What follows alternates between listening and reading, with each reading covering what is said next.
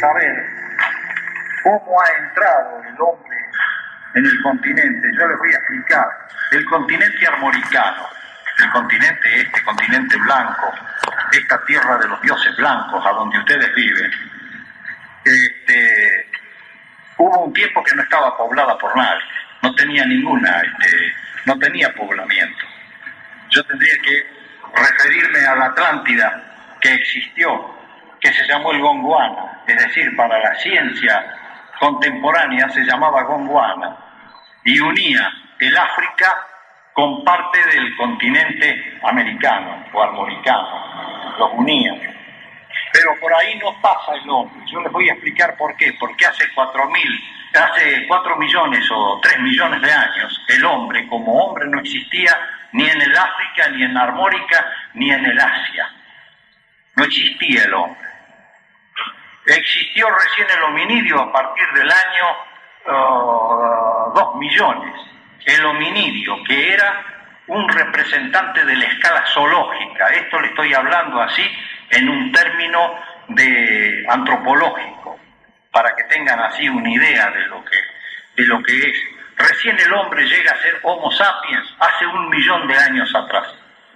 Fíjese qué espantoso, la Biblia habla de 6.000 o de 5.700 años, nosotros estamos hablando de 1 millón de años. Y el hombre empieza él a crear cultura, a hacer procesos culturales, cuando recoge la primera piedra del suelo y se la arroja a otro hombre en su defensa o a un animal que lo atacaba. Y desde recién ahí, del millón de años para ahora, porque dicen sí, hubo el Homo faber. Yo les explico, ustedes se dan cuenta lo que es el Homo faber. El Homo faber es el hombre que hace, es el hombre que construye. Ustedes no pueden hacer nada si antes no son inteligentes. Es decir, el hombre tiene que hacer un proceso cultural. Primero, para llegar a esa silla donde están sentados ustedes, el hombre necesitó cientos de miles de años para llegar a esa silla. De los 17 años a mí me pusieron en esto y estoy en este estudio, ahora tengo 69, así que hace 52 años que yo estoy en este estudio. Y estaré hasta el día que Wenu Pillun me corte el hilo de la vida. Wenu Pillun es el dios de la vida y de la muerte de los antiguos aborígenes de Argentum. Esto no se llamó Argentina nunca, se llamaba Argentum y la conocían los hiperbóreos, la conocían los asiáticos, la conocían como Argentum. Esto es muy largo, esto es enorme. Argentum quiere decir blanco, quiere decir impoluto, quiere decir una cosa que no se puede mancillar. Eso quiere decir Argentum. Y a ustedes les han hecho creer que Argentina es de la plata y es del dinero y es de esto. No, la palabra es Argentum, que es del viejo sánscrito pasada después al latín y latinizada. La palabra Argentum o Argentum, pero significa eso, blanco, impoluto, a lo cual eran muy dados los antiguos.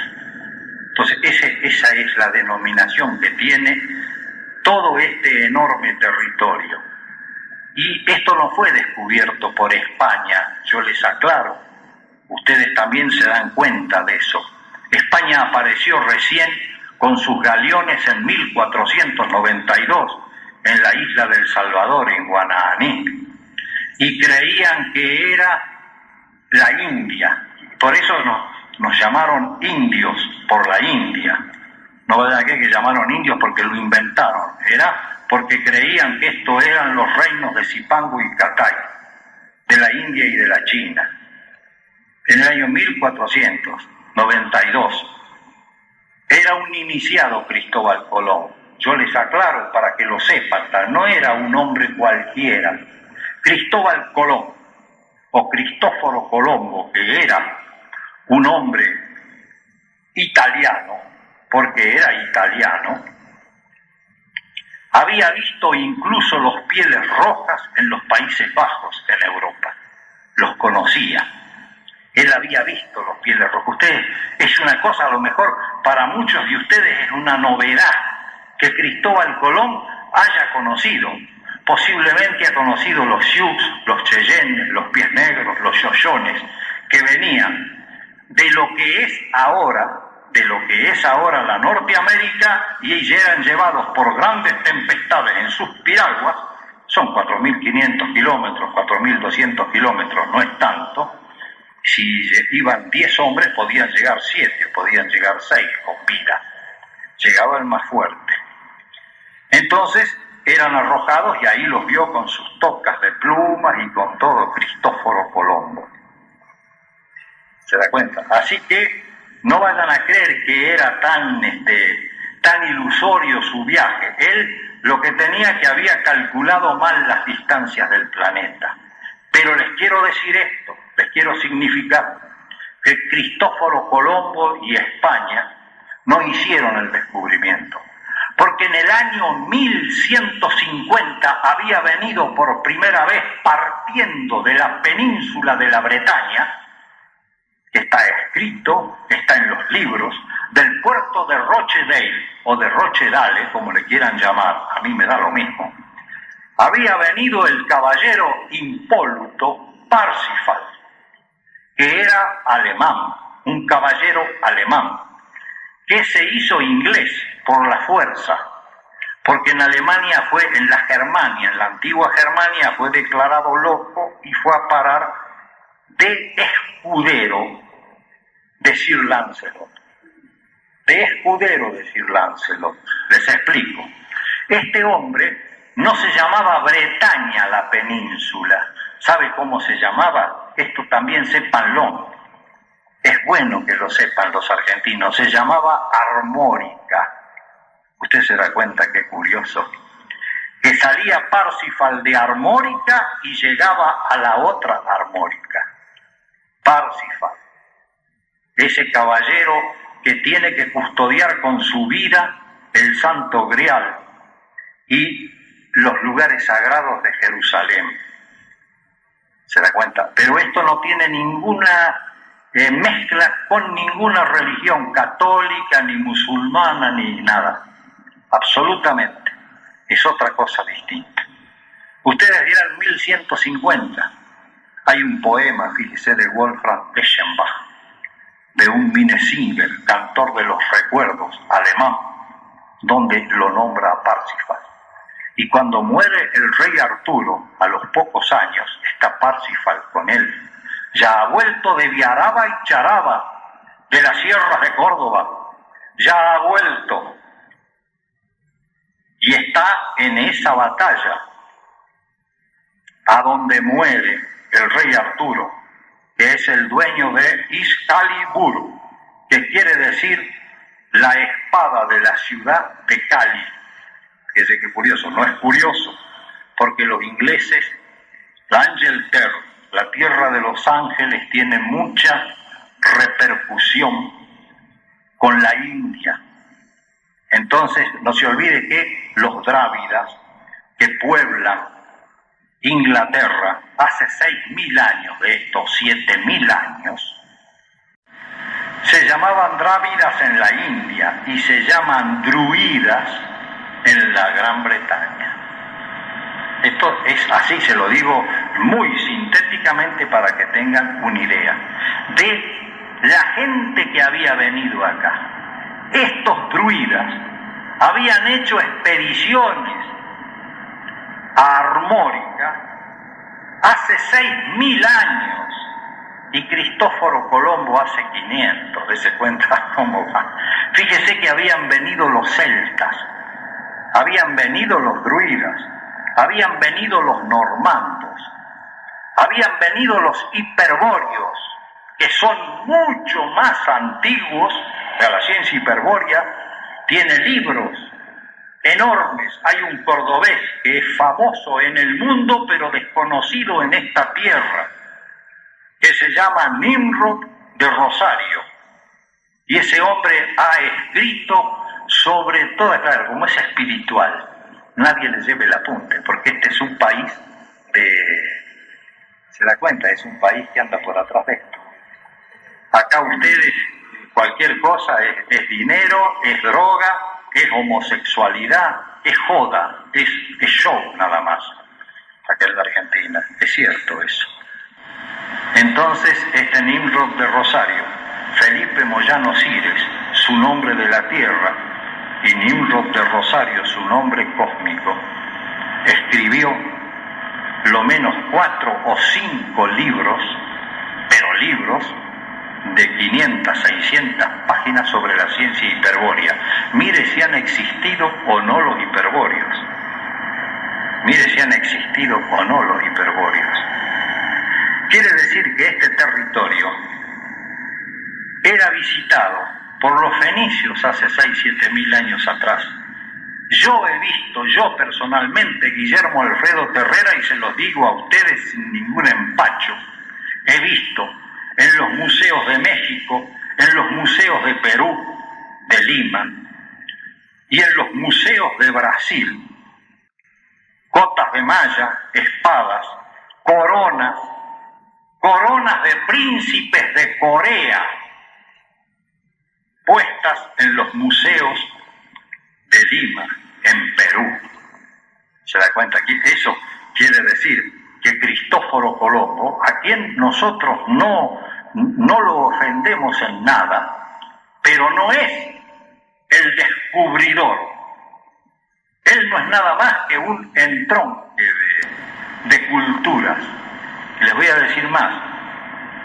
Estas culturas nuestras son mucho más viejas que las europeas. De ahí es el odio que nos tiene el europeo a los hombres de este continente. Entonces ellos quieren todo referirlo a 500 años. ¿No ves que a los incas del imperio del Incario dice que fueron 12 incas nada más que hubo? No fueron 12 incas, fueron 12 dinastías de incas, de reyes que tuvo el imperio del Incario. 12 dinastías. Ustedes calcúlense los miles de años que hay en las 12 dinastías que están perfectamente estudiadas. Hasta Jorge Lira, el padre Jorge Lira, el autor de un enorme diccionario quichua español, que fue profesor mío en esta vieja Universitas Corduensis de Córdoba, Jorge Lira, me explicaba eso, cuando en tiempos que para 3 alumnos, Alberto Díaz Vialé, Carlos Ponce Sanginés y Guillermo Terrera, traían contratados, la Academia Nacional de Ciencias traía contratados profesores para que nos dieran clases. Y así vino Steve Thompson y nos dio historias orales, que es un poco todo esto. Y nos abrió el entendimiento, nos abrió los canales para que supiéramos lo que era eso. Y así lo contrataron a Jorge von Hauchil, al varón Jorge von Hauchil, que tenía 3 alumnos, 4 alumnos tenía el varón.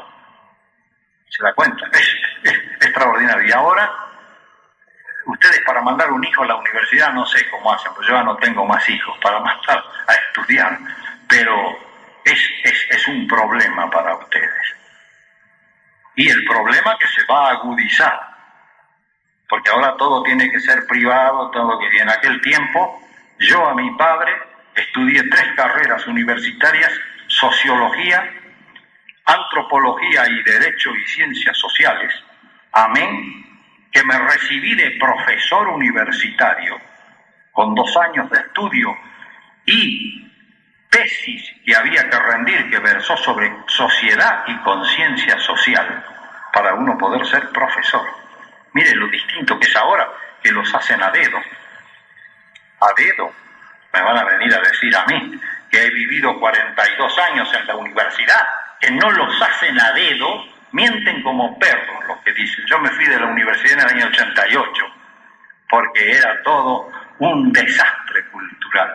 Entonces un hombre que estaba acostumbrado a ir a clase con Antonio Serrano, con Francisco Walter Torres, con von Hauchil, y que de golpe se encontraba con toda esta porquería que tenía la universidad, no. Y le dije al decano de sociología, no doctor, me voy a mi casa, guárdese la jubilación que a usted le va a hacer. ¿Sabe cuánto me daban de jubilación? Después de 42 años de haber sido hasta secretario académico del Museo Nacional de Ciencias de la Universidad de La Plata, 1.842.000 pesos. Se los digo para que lo sepan. Entonces, dése cuenta, yo con eso no podía ni siquiera pagar los impuestos de la casa, con el 1.842.000 pesos. Pero volvamos de nuevo a esto. Fíjese los fenicios, los romanos. Usted encuentra las caras de los romanos con sus cabellos rubios, todos ondulados. Las cabezas de los romanos, incluso hay hasta carcasas de los barcos que encallaron, que los han sacado y los tienen en los museos. Museos, claro, la gente no los va a ver a los museos, porque la gente va a comprar bombachas, corpiños, pantalones, va a eso, a Europa, a otras partes. Pero no va, es verídico, es cierto eso, pero no va a ver esas cosas que están en los museos. Fíjese, en el Museo del Cairo, en Egipto, las salas que están subterráneas del museo tienen 2,5 millones de piezas sin estudiar, sin analizar, sin objetivarlas. 2.500.000 piezas. Hay hasta soldaditos de plomo pintados como los puede tener un chico que juega ahora con los soldaditos de plomo. Hay soldaditos de madera pintada. Hay de todo. Ustedes encuentran sillas hechas por los egipcios hace 5.000 años que están perfectas. Y usted dice, en esta silla me siento yo. Y usted pide permiso y se sienta y es una hermosura. No se rompe. Hay sillas de madera, hay sillas de cuero. Fíjese que los grandes saqueadores, ¿sabe qué saqueaban en el Egipto cuando entraban a esos famosos, esas famosas pirámides que tenían, que eran todos hipogeos, todos aposentos para los reyes muertos? ¿Sabe qué robaban? El trigo, la avena, la cebada, y se especializaban en robar el aceite aromático que tenían, que lo tenían para que el soberano en vida, ellos creían en la otra vida, no se daban cuenta que era espiritual, se refregara el cuerpo con ello. Entonces iba el depredador y sacaba eso. ¿Y sabe qué sacaban? Ustedes creen que, claro, que solamente nuestras mujeres tienen jabones Lesancy o jabones Lux o jabones Rexina o etcétera, etcétera. No, ya lo tenían los egipcios a eso. Yo se lo cuento porque es una cosa que yo la he vivido, yo la he visto. Es lo creíble de lo increíble. El depredador iba y no ha quedado tumba que no la han hecho, que no la han reventado y que se han robado todo. A lo mejor quedaba un zafiro, a lo mejor quedaba un diamante, o quedaba una piedra colorada, esas piedras, ¿cómo es que se llaman? El rubí. A lo mejor quedaba un rubí engarzado, eso no lo robaban. ¿Se robaban qué? Hace 1000 años, 500 años, se robaban el aceite que estaba en las vasijas. El aceite de la vasija. Si el hombre lo ha inventado, yo no sé a quiénes le contaba recién, del rayo láser. Que el rayo láser, que parece una cosa, el último grito de la ciencia contemporánea, hace 10.000 años era conocido por Dios. El rayo láser. Así como eso, fíjese que sacaban los curanderos el musgo y el líquen de las paredes o de los árboles, lo preparaban y se lo daban en infusión a los pacientes que lo necesitaban y era un antibiótico. ¿Y ahora qué pasa? Ahora sacan lo mismo, el líquen o el musgo de las paredes o de las plantas, y sabe que tiene una alta tecnología. Lo procesan, lo arman y usted le ponen una inyección, 2 centímetros cúbicos o 3 centímetros, lo que sea, de ese antibiótico y en 2 o 3 inyecciones a usted lo cura. Pero los antiguos lo hacían a su modo y en lugar de 3, a lo mejor usted tenía que tomarse 20 tazas de té, de ese té con esa infusión que hacía. Samana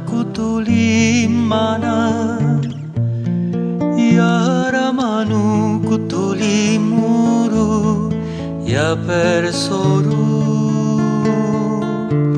Muriel utu El hombre vive una guerra cósmica, porque no es que solamente le ponen una bomba o explota de adentro la embajada de Israel en Buenos Aires, es que todo el planeta Tierra está convulsionado. La Rusia, la Ucrania, el Cáucaso, todo está convulsionado, la Yugoslavia, con los croatas, los serbios, con todo.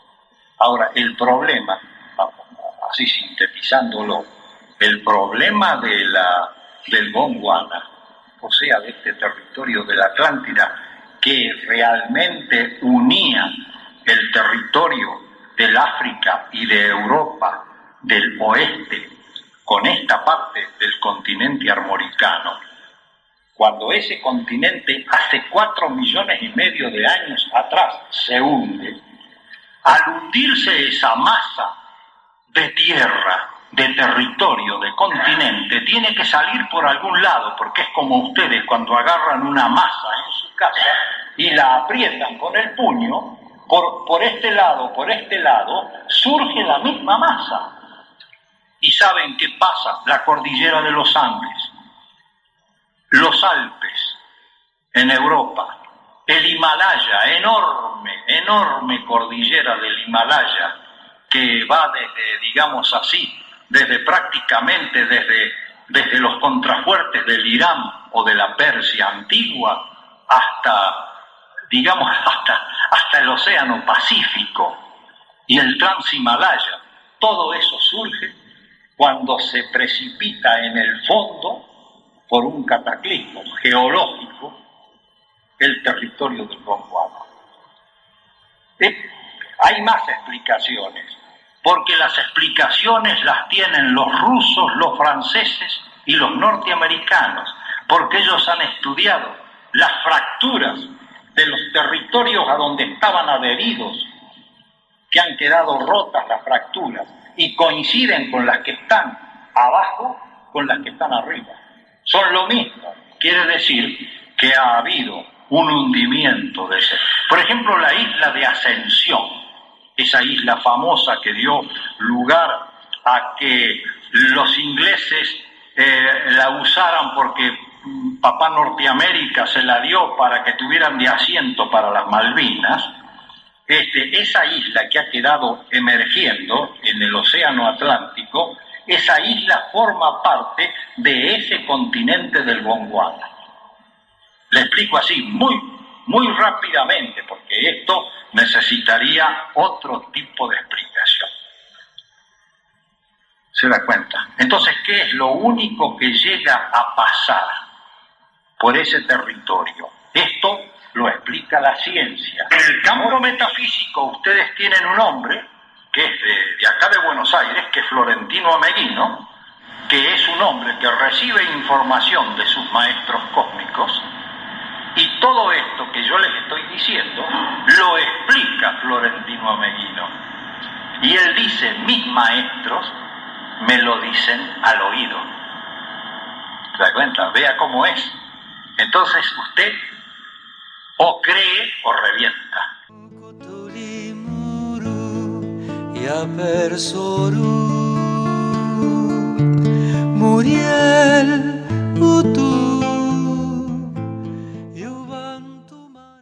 Involuciona. Este hombre contemporáneo es un involucionado, es un hombre que ha vuelto para atrás en el espíritu.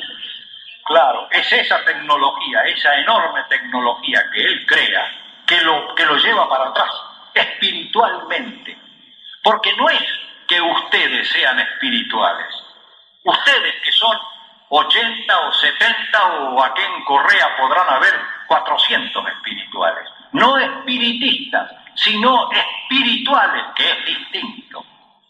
Contra la masa que hay 50.000 individuos que creen en lo otro, en la materia. Entonces ahí se produce el desfasaje. Por eso este hombre actual es un involucionado. Por eso vos tenés los ladrones y tenés una serie de delitos y de cosas que antes no se daban y ahora se dan con una repetición asombrosa, porque el hombre ha involucionado. El hombre es un complejo de materia y espíritu, pero el espíritu tiene que domeñar siempre la materia. Y acá pasó lo contrario. La materia se adueñó del espíritu y el hombre es un gran materialista. Entonces, por eso hay un gran avance tecnológico, pero hay un gran desfasaje en cuanto a lo espiritual. Eso que nosotros le llamamos la guerra cósmica, no la guerra de las galaxias, que es una guerra de hombre contra hombre, la guerra de las galaxias, sino es un planteo de guerra cósmica, es decir, de guerra total, de guerra general, que se está desarrollando entre la humanidad contemporánea sin que la humanidad se dé cuenta de ello. Veamos así esa guerra cósmica que tiene declarada todo el universo. ¿Y qué pasa en Rusia? ¿O es moco de pavo lo que tienen los rusos? Con los ucranianos, y con los caucasianos, y con Azerbaiyán, y con Armenia. ¿Usted se cree que está solucionado eso? No, eso no está solucionado. Eso todos los días tiene grandes planteos y grandes problemas. ¿Y qué le pasa a Yugoslavia con los croatas y los serbios? ¿Se da cuenta cómo todo el mundo está convulsionado? No es como el mundo que usted, cuando usted tenía 8 o 10 años, que vivía, que era un mundo parado, un mundo tranquilo, que usted sabía que estudiaba y se recibía, y que trabajaba en tal cosa y que le daba un dividendo ese trabajo. Este mundo ahora, yo le pregunto a un muchacho de 20 años, ¿qué futuro tiene en la Argentina? Este enorme continente no era descubierto por España, ni por Francia, ni por Inglaterra, ni por Italia, ni por Alemania, que mandaron ellos sus expediciones y mandaron... No, porque no fue solamente España, fue todo ese mundo europeo de ese tiempo el que vino. Yo les digo, y yo los invito a que ustedes vayan por Manzone 377, mi casa, y yo les voy a dar las diapositivas de los museos, para que ustedes vean las rodelas, para que vean los...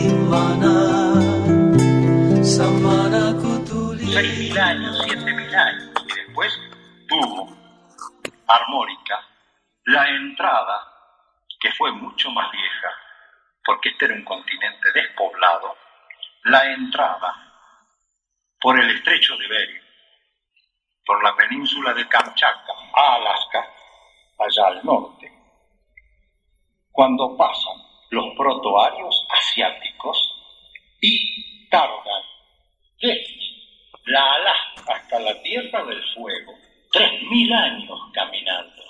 Es decir, son sucesivas generaciones que vienen caminando y vienen poblando en distintas direcciones. Tan es así que por el espinazo de los Andes bajan aquellos que se denominan ándilos, por los Andes, pero por la costa del Océano Atlántico bajan otros pueblos que se denominan caribes u amazónicos o amazónicos. Fíjese usted cómo hacen un arco, pero no son distintos entre ellos. Tienen hasta la misma lengua básica, que es ese sánscrito que traen ellos de allá, pero hacen un poblamiento. Fíjese que los querandíes llegan hasta el río Salado, el Charileubú, de la provincia de Buenos Aires, y ahí los descubre ¿quién? El conquistador español. Y ahí los extermina a los querandíes. No queda, ¿ustedes conocen algún querandí? Ustedes me pueden decir solamente un remolcador de ARA, de la Armada Argentina, que se llama querandí. Ha quedado el nombre. Pero en Buenos Aires, en la ciudad, en los lugares estratégicos de toda esa zona, no hay un lugar que lleve un nombre querandí. Fíjese cómo desaparecen totalmente. Es lo mismo, el mismo fenómeno de los guerandíes que pasa con los comechingones. Sino que aquí en Córdoba, en las sierras de Viaraba y Charaba, que es el hábitat del comechingón, superviven por un tiempo mayor. Aquellos son liquidados en el año 1600 y estos comechingones pueden llegar hasta principios del año 1800 y después desaparecen. Les aclaro esto. Eran los indios barbados, porque tenían barba los comechingones. Tenían los ojos celestes y el cabello era castaño claro. ¿Se da cuenta? Castaño claro el cabello, sí.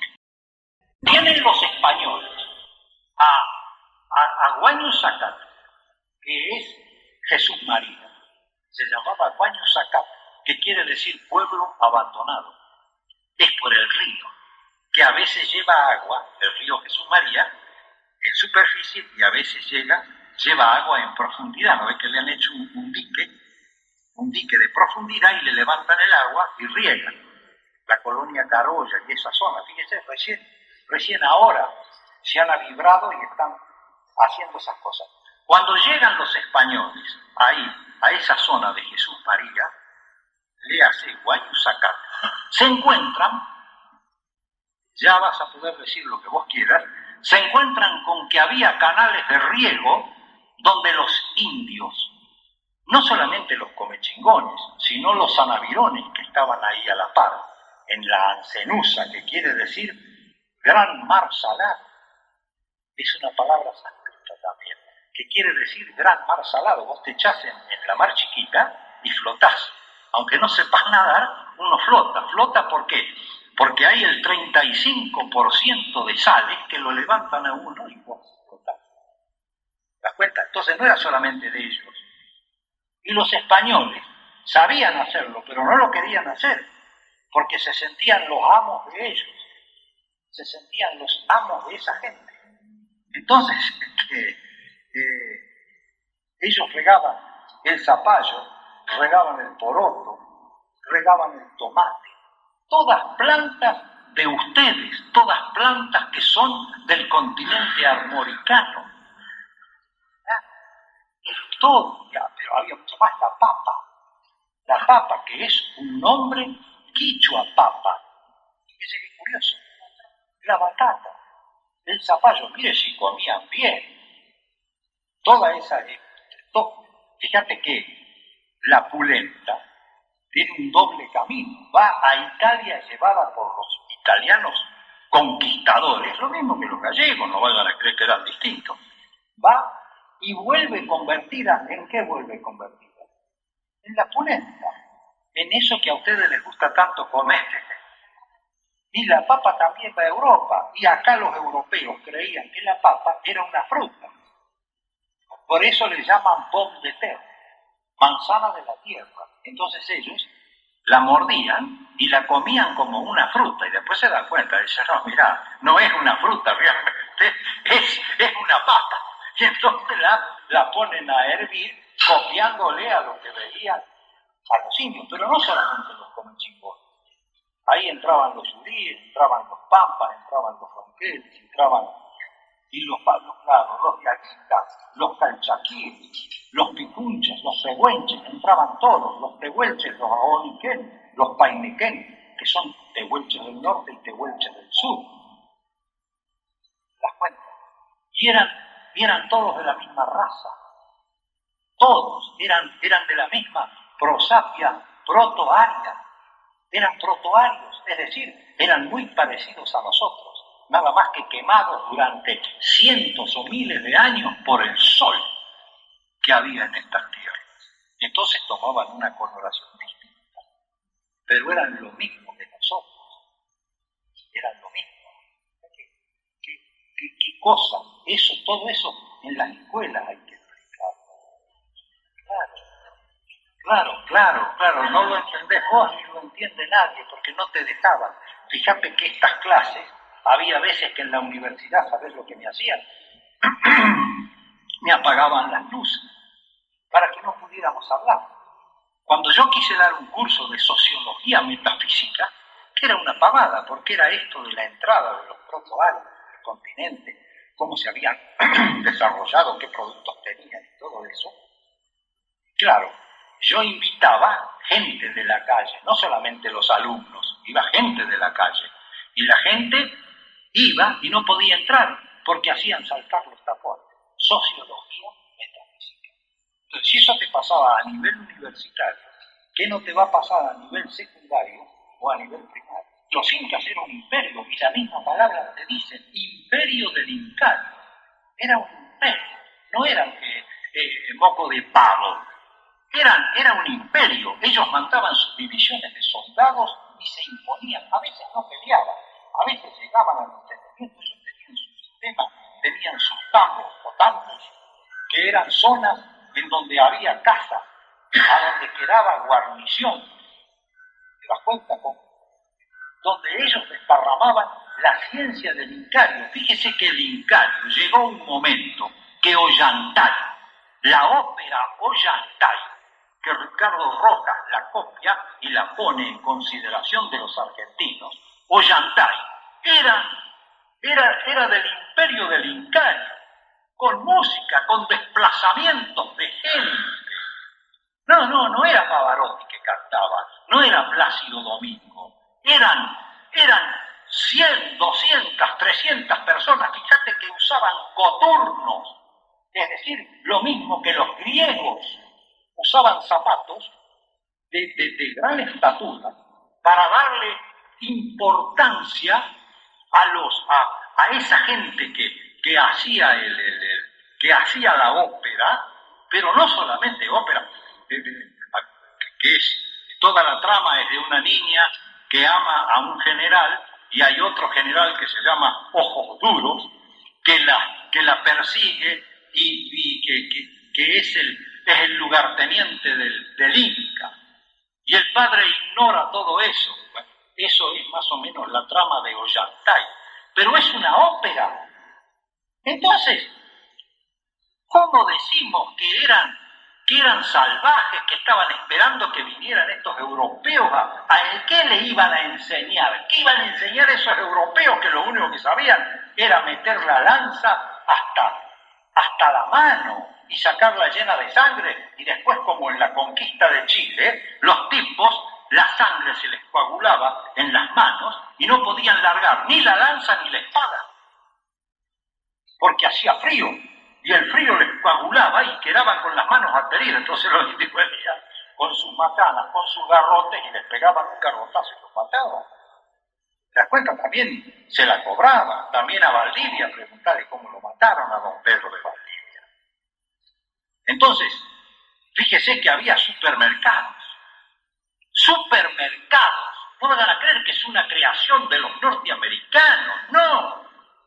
El imperio del Incario, como otros pueblos de Armórica del Sur, tenía supermercados. Los aztecas tenían supermercados, tenían barberías, donde el hombre se sentaba y se hacía afeitar. Eso no lo saben. Así, es cierto. Tenían barberías, donde iba el tipo y se sentaba. Y entonces venía el peluquero y lo afeitaba. Le cortaba el cabello. Vos me dirías con qué le cortaba el cabello. No importa la tecnología que tenían, pero existían ya. Pero existían los supermercados. Fíjate que tenían la rueda. Eso yo los invito, que vayan algún día que andan por Buenos Aires, van a mi casa. Me dice, doctor, denos esas diapositivas, yo se las voy a dar. La rueda. Los chicos se paseaban por la calle. Se paseaban tirando, por ejemplo, una llama o una funda puesta sobre 4 ruedas. Ellos conocían la rueda antes que los europeos conocían la rueda. ¿Sabe lo que pasaba con los indígenas nuestros? Que no le daban valor industrial a la rueda. Lo mismo que el oro. El oro, el Inca se ponía y hablaba. Después les voy a explicar todo esto. No van a creer que me olvido. El Inca les hablaba y se hacía rociar con polvo de oro, porque el oro para ellos no tenía valor como nosotros, que si no, nosotros, mira viejo, esto vale una fortuna. No, El oro para ellos era estético, era la belleza, nada más. Fíjate que se hacía un casco de oro, el tipo salía, o se hacía bañar en polvo de oro. ¿Y saben en qué más? No solamente en polvo de oro, se hacía bañar en polvo de rodocrosita. No es una vergüenza que los argentinos no sepan que la rodocrosita es la piedra nacional argentina. Esa piedra medio rosada, así, medio blanca, que es hermosa, la rodocrosita. Entonces los tipos hacían triturar y se ponían ora rodocrosita, se ponía el oro. Pueblos que tenían supermercados, eran pueblos que hacían correr así por el suelo, en las ruedas. Y la rueda la conocían y no le daban fin industrial porque no lo necesitaban, porque no lo querían, porque eran espiritualistas. Se mataban como locos. Hay que comprenderlos así. Eso es un poco todo esto que yo, por no asustarlos, no se los he mostrado. La Tierra del Fuego, ustedes se creen que los zonas eran burros. La gente dice, no, los zonas, pero bien muertos están. Los zonas eran lo más metafísico que había sobre toda esta parte del continente arboricano. Los zonas llegaron a tener un cacique llegaron a tener, que se llamaba Ocón, y Ocón, en lengua apocopala, ellos apocopaban, su expresión significaba el hombre que tiene las llaves del cielo, el hombre que tiene las llaves del cielo. Y Ocón figuraba con su enorme casco de cuero de guanaco, vestido todo, el tipo vivía ¿dónde? Vivía proyectado en la isla de Tierra del Fuego, con el cielo, ¿saben qué era? Las entradas polares, que después el almirante Bill y el almirante Carl Dönitz, el alemán, comprobaron que era cierto. Las entradas polares y los oasis del Polo Sur, a donde hay agua caliente y agua dulce, no lo sabe, pero lo sabe cualquier persona, no van a creer esto. Se lo digo yo porque quiero decírselo.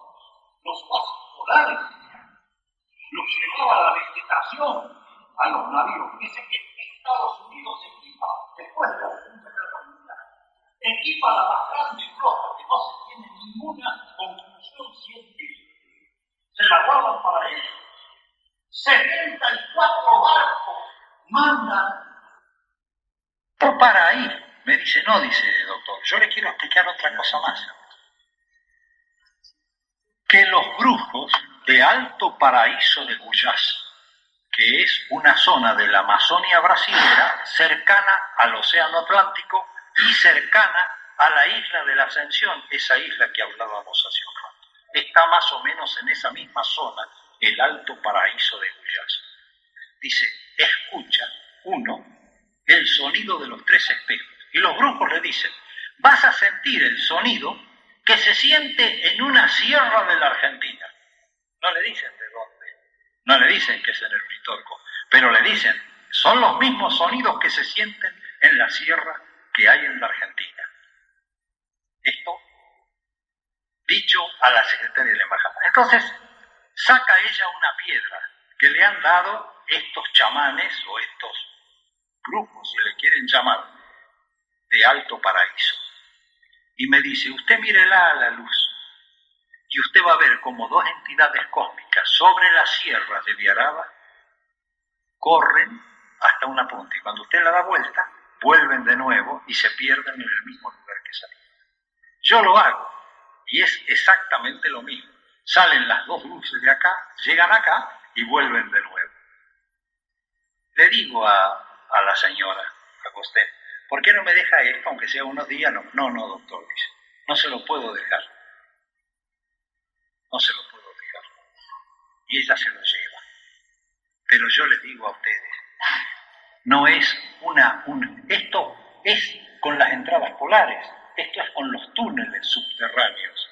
¿Acaso los aztecas no decían que Quetzalcóatl se sentaba cruzado de piernas y de brazos, Quetzalcóatl, que era rey de los aztecas, y volaba de ahí, con Vimana, con fuerza Vimana, que es una fuerza que existe, el Vril y la Vimana es una fuerza que existe, y volaba del México azteca hasta la ciudad santa de Zambalá.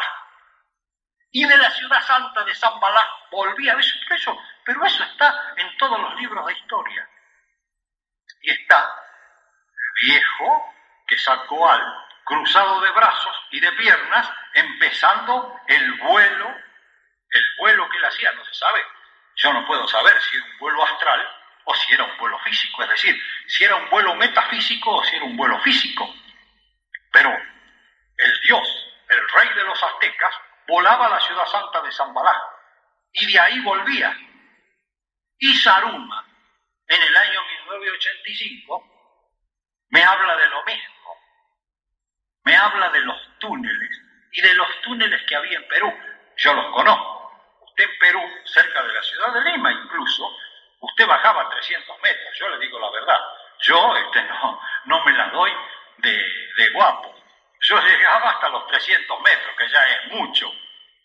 Y de ahí después subía. Pero no vayan a creer que llevado por una soga. No, por una escalera.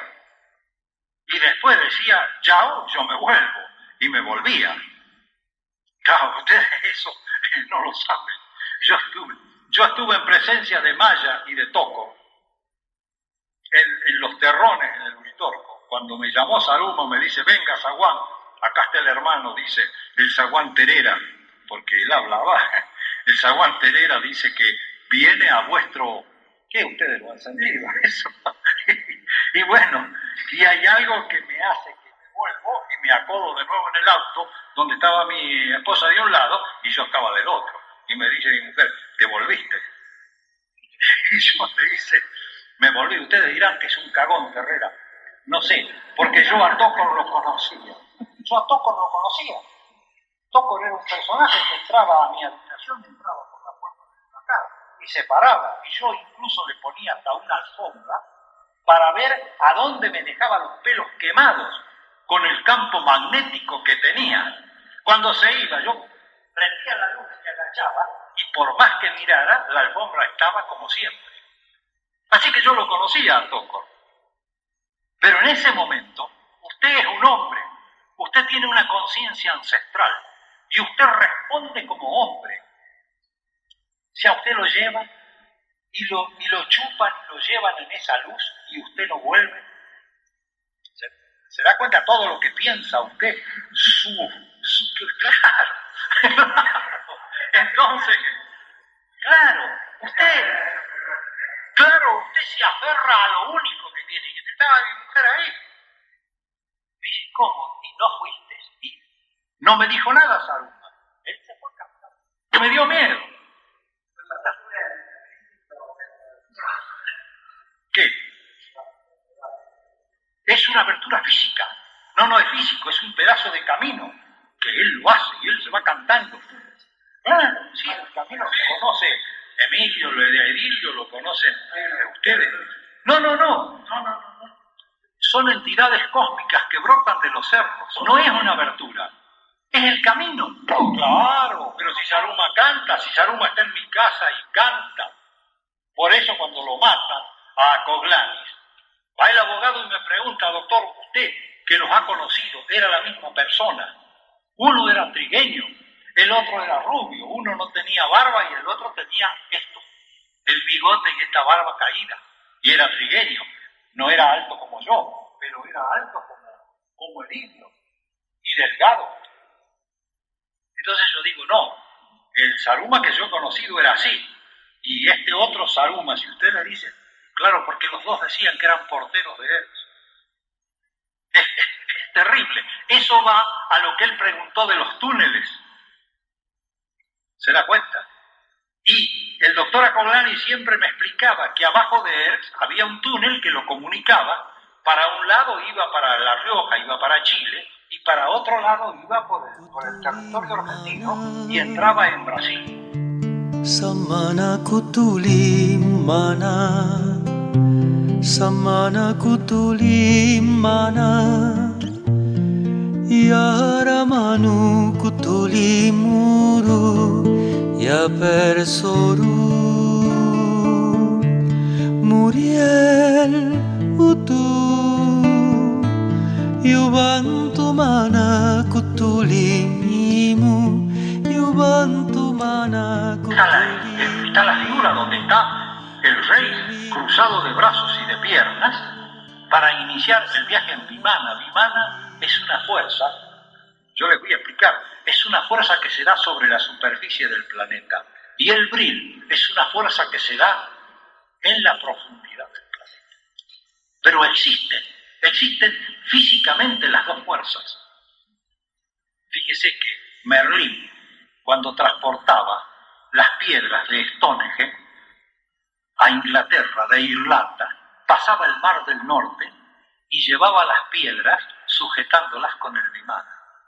Ustedes dirán, esto es fantástico, pero está en los libros, está en los viejos, en los antiguos libros, de Roger Bacon y de toda esa gente del año 1000, por ejemplo. Por eso les digo, es infernal todo. Es infernal. Y ustedes tienen, ahí hay libros donde están los túneles, están señalados, todo. Pero vino a mi casa porque lo mandó el doctor Acoglanes. Él me dijo, lo va a ir a visitar un sacerdote tibetano.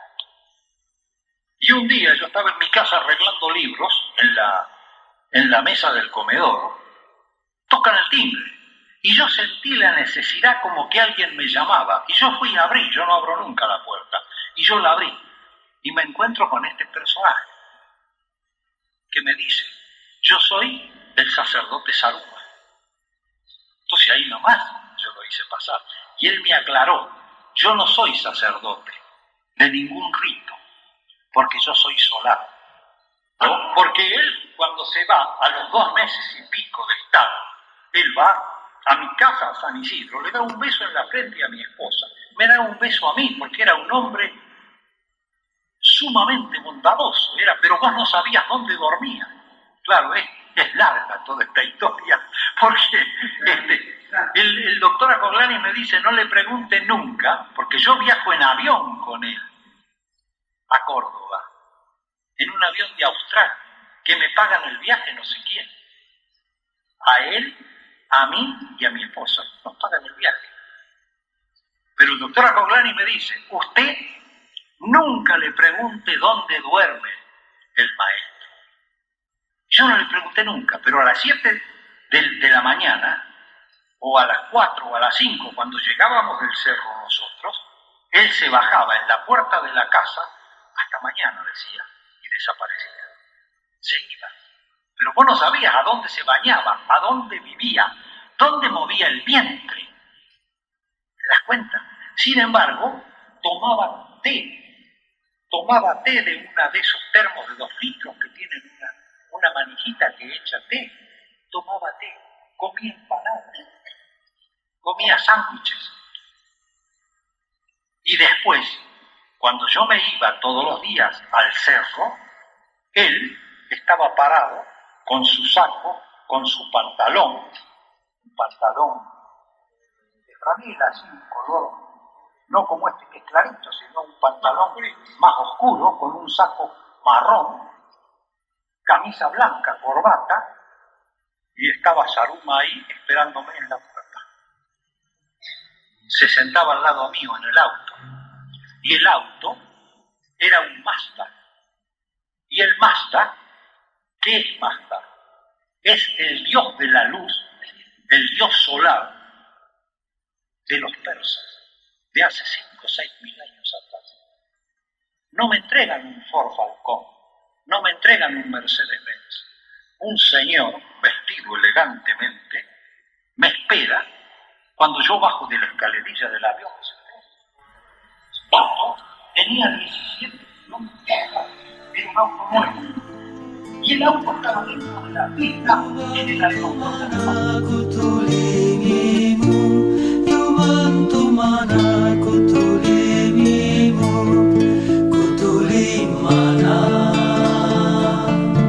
Samana kutuli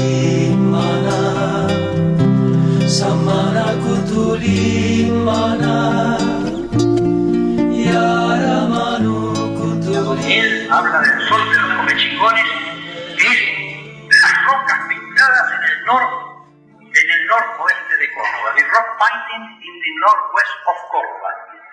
Es el título que tiene en inglés y está traducido al castellano, que ustedes lo pueden conseguir en cualquier parte. Incluso en la Universidad de Córdoba lo tiene.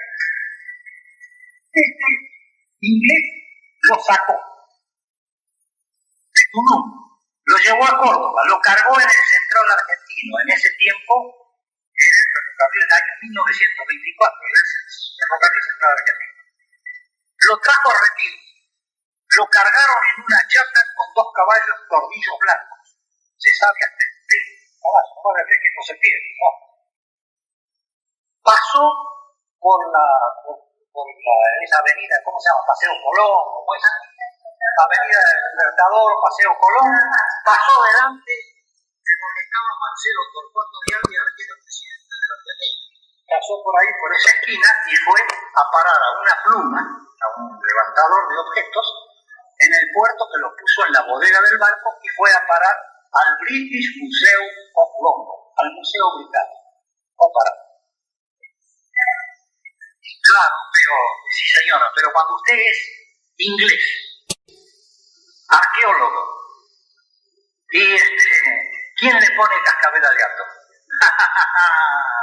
Claro, al criollo es capaz que al criollo le dice, vení para acá, sos un ladrón, a ver, pintarle los dedos a mirá, sacarle la foto, y después los 15 días que anda en la calle, listo. Pero el coso usted lo vendió. Bueno, es que no se olvide que era inglés, es decir, era escocés, Gordon Gardner. Pasó y se lo llevó a Londres. Yo lo he visto en Londres, encima de una mesa de piedra, lo tenía puesto. Ahora, no es la piedra, es más o menos de este color, está pintado, es una obra de arte, está todo pintado, es uno de los mejores soles que había en el continente americano. Yo Martínez fue rector de la universidad en el año 41-42, así que es un libro de reciente data. Dice, el sol de los comechingones es mejor que lo tengan los ingleses, porque son hombres amantes de la libertad. Dice, y ellos lo van a admirar. Los argentinos, así lo dice, y los invito a que lean el prólogo del libro Córdoba Histórica de Rodolfo de Fernández. Dice, los argentinos son incapaces de espiar quién era rector de la Universidad Nacional de Córdoba.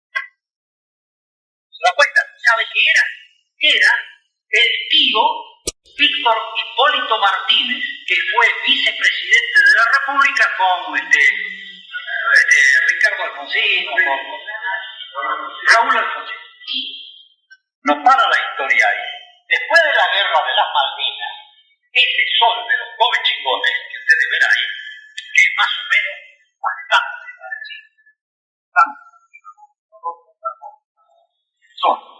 desapareció del Museo Británico. Entonces fue gente, ¿sí?, que yo le había dicho, está ahí. Dice, no, doctor, no está más ahí, no lo hemos encontrado. Pero los viejos cuidadores del museo, hombre, que hará 40 años que están ahí ordenando el museo, dicen que sí, que el sol estaba y que después desapareció.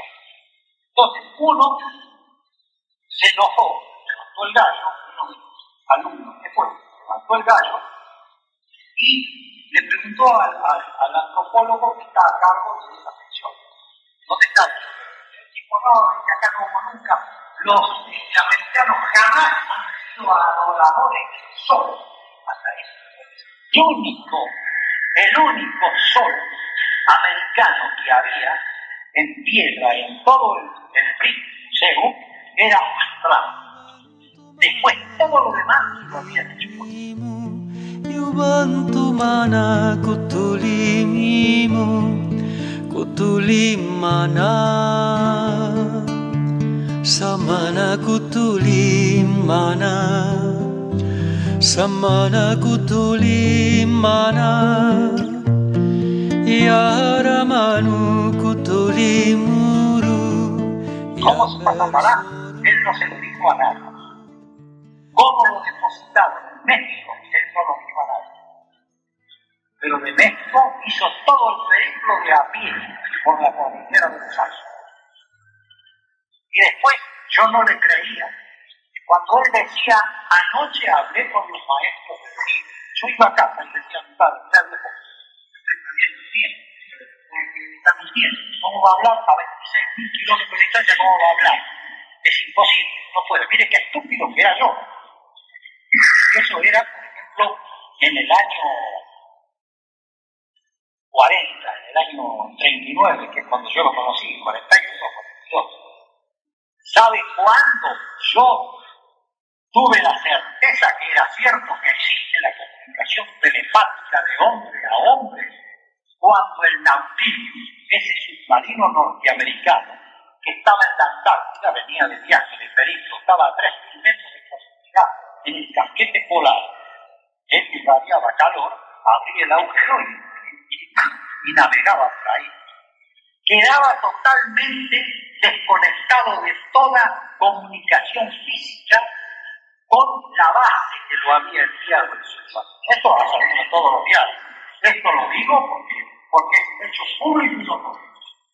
Entonces, este estúpido que le dice, que le habla esto, se dio cuenta que Orfeo Ulises, que ya estaba muerto, porque esto es del año 70, decía la verdad y que mi padre tenía razón cuando me decía, no seas así, creerle al maestro porque eso es cierto.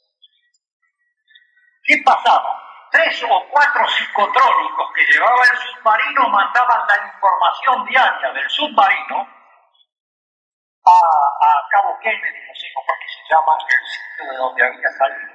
Y de allá, los otros psicotrónicos le comunicaban al tipo tal cosa.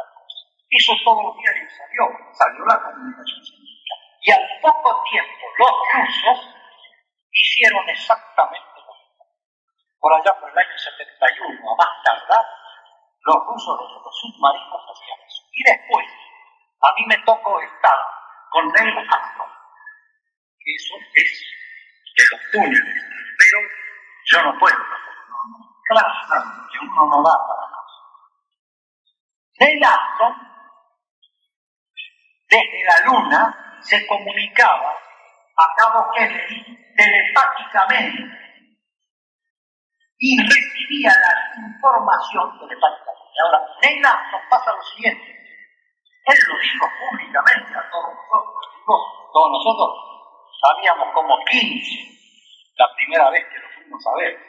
Y él dijo, si mi gobierno llega a saber que yo he transmitido algo que no lo tengo que transmitir, automáticamente yo desaparezco del planeta Tierra.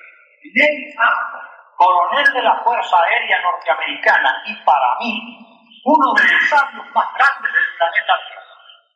Ese, después que perdió edad, porque tiene mi misma edad, después que perdió edad para hacer los viajes, digamos en el espacio exterior, se dedicó a hacer los viajes al corazón de la Tierra. Neil Armstrong, yo tengo una foto de él, a donde está sentado a la entrada de la caverna de la Rama, en Perú, dedicada a mi mejor amigo, a mi buen amigo, no sé cómo es, Guillermo de Herrera, con todo cariño, Neil Armstrong. Le digo para que sepa cómo era y cómo él se cuidaba de mearse en la cama, de decir que no conviniera a la posición del gobierno de los Estados Unidos. Era así. Neil Armstrong, lo que sí te digo, porque se lo ha dicho a mucha gente, que cuando él iba en el módulo lunar, había presencias afuera que lo hablaban.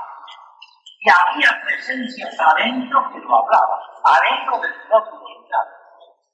Y cuando él llegó a la Luna y analizó, usted sabe, los últimos 300 metros los hacía él manualmente, porque no podía ser depositado técnicamente, porque podía dar en el borde de un pico y darse vuelta a la nave y se terminaba Neil Armstrong y el otro que iba con él, no sé cómo se llamaba.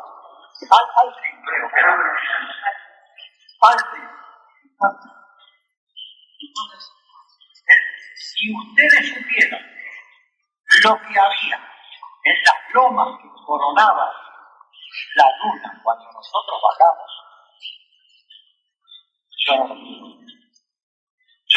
no soy yo, era él que no me conocía. Claro, yo me supongo que había gente que lo estaba esperando, que es la misma gente que había estado afuera de la nave. Cuando él iba, lo hablaba. Y cuando él iba y estaba adentro de la cápsula, metida dentro de él y lo hablaba. Ahora, lo que le han dicho, él no lo puede decir, porque ese es un secreto de Estado. Murielo tu, yo bantu mana kutulimimu, yo bantu mana kutulimimu, kutulim mana.